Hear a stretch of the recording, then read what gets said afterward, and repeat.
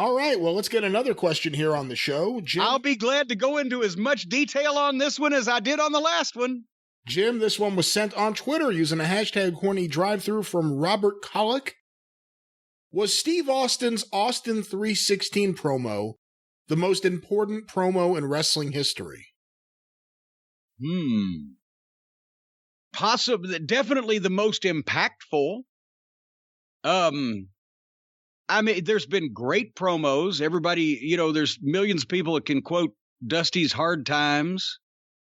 But no one, it's weird with that one, because no one, when I was tape trading in the 90s, no one ever talked about that promo. It just somehow in the early decade, the first decade of the century, I don't know if it's because WWE started using it in various collections they did, but I had never really heard people rave about that promo up until 20 years ago. Well, and we talked about this one time before, a long time ago on the show.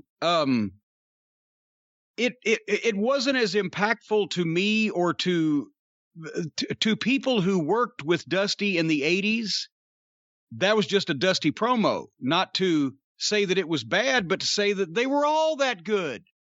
He'd sit in his office on Wednesdays when we were doing interviews at Crockett's office, and he'd only come out for like Philly or Baltimore or Atlanta, the big show. And then he'd go back in his office, right? And we'd be doing, Columbia, South Carolina. But Gene Anderson would just say, okay, I got to go get Dusty. And we'd sit there for a couple minutes and he'd come in, roll camera, boom. He would cut something like that for fucking Philly on a local promo and then walk back out and say, let me know when you need me, baby.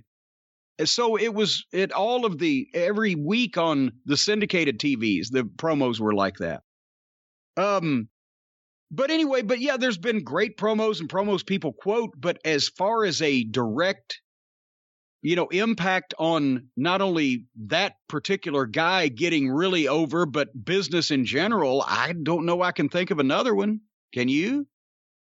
Most important promos in wrestling history. I mean, you could say in another way, if the promo that Vince cut on the simulcast when he bought WCW and he was on both shows at the same time, that was important, but it wasn't necessarily great, and it didn't really do a lot for business. I hate to stick to 1996, but Hogan's promo joining the NWO after he turned heel, and people were throwing garbage all over the ring.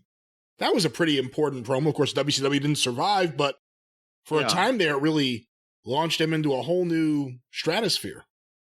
And that's got to be on the list, but it still can't be as big as Austin 316 because Hogan rejuvenated himself, switching heel, something people thought that they'd never see in a new atmosphere with new people to play off of it, etc. So that was big, but he'd already been the biggest star in wrestling.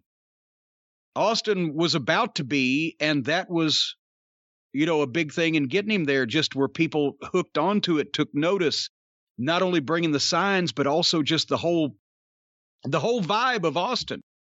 And we talked about it on, when we talked about the biography last week, and it's the same thing with Piper, and it's the same thing with most all these guys you're going to see, is they were into who they were, and they gave that vibe off.